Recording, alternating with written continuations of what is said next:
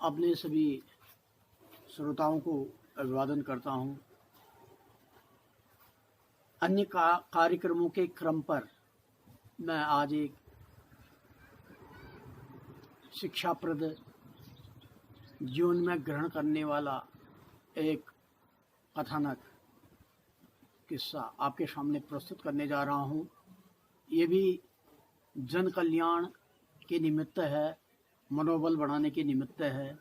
इससे भी आपको कुछ शिक्षा मिलेगी। प्रत्येक मनुष्य को प्रत्येक वस्तु से, प्रत्येक कार्यों से, प्रत्येक घटनाओं से, प्रत्येक प्राणी से, प्रत्येक परिस्थिति से, देश काल परिस्थिति जितनी भी हैं, इन सब बातों से, जीवन में होने वाली घटित घटनाओं से शिक्षा मिलती है।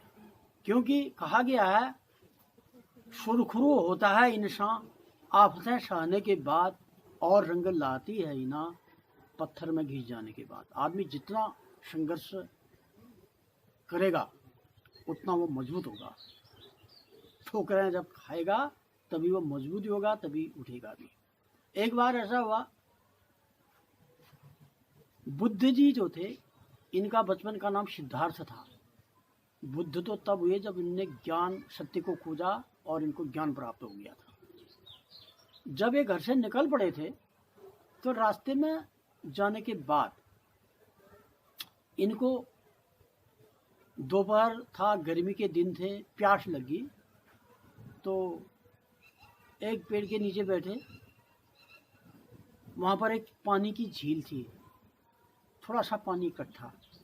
तो वो प्यास बुझाने के लिए वहाँ पर पानी के नज़दीक गए और उनके मन में उसमें ये भावना आ गई कि हाँ, मैं तो बड़ा जल्दीबाजी में घर से निकल गया, कोई मतलब ही नहीं था मुझे निकलने का, कहीं मैं गलत तो नहीं कर रहा हूँ।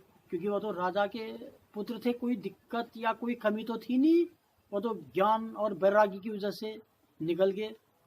तो उनने कहा मैं घर वापस निकल जाता हूँ, क्योंकि इतना अपने शरीर को तपा करके वो करके मुझे लाभ क्या है।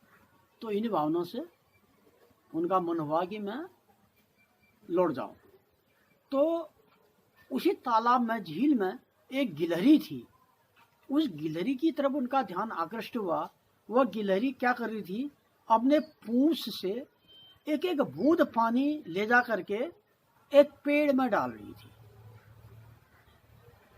झील में जाए, पूंछ को भिगाए और पेड़ में डाले पानी को, उसको हिला करके। ऐसा क्रम करते करते वो बार बार ये करे।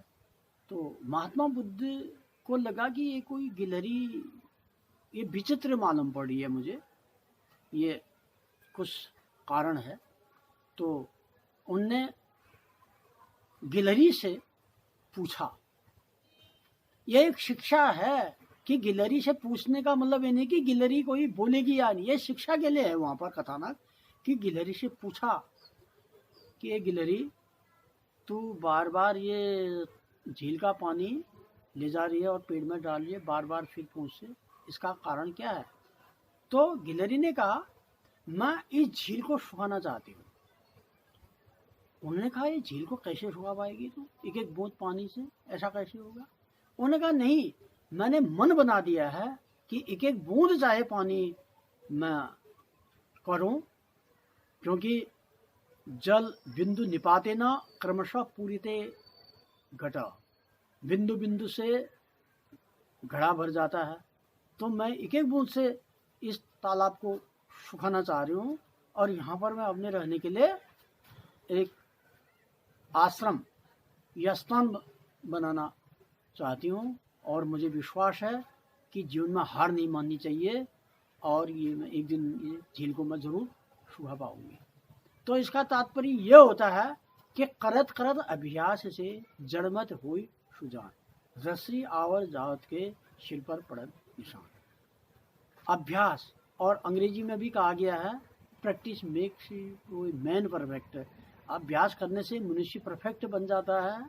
और दूसरी बात, बिना परिश्रम के फल की इच्छा करनी भी नहीं चाहिए। उद्योगिनम पुरुष क्षेमुपैति लक्ष्मीर देवेन देयमित का पुरखा बदंती देवम निहत्ति कृपारस्मात्म शक्त्या यत्ने कृते यदि निषिद्धते कोत्र दोषा। यत्नोपक दोष जो भी कार्य प्रणाली है उसको दोषयुक्त न करो, उसमें दोष ढूंढते हुए उसको करते रहो। और उद्यमेनि सिद्धंती कार्याण मनोरथ है नहीं सुप्त सिंहस्व प्रपशंति मुखे मृगा। आदमी काम करेगा तभी उसको फल की प्राप्ति होगी। इसलिए गिलहरी से गौतम बुद्ध को शिक्षा मिली और उनने कहा जब एक गिलहरी इतना सार रखती है कि झील को सुखा रही है एक एक बूंद करके, छोटी सी प्राणी, तो मैं तो एक मनुष्य हूँ, भगवान ने ज्ञान दे रखा है, तो मैं अपने मार्ग पर क्यों हटूं। जिस मार्ग में मुझे भगवान ने जाने का आदेश दिया है उस मार्ग की तरफ मुझे जाना चाहिए और मुझे निराश नहीं होना चाहिए, मुझे लौटना नहीं चाहिए, अपने मनोबल को बढ़ाना चाहिए।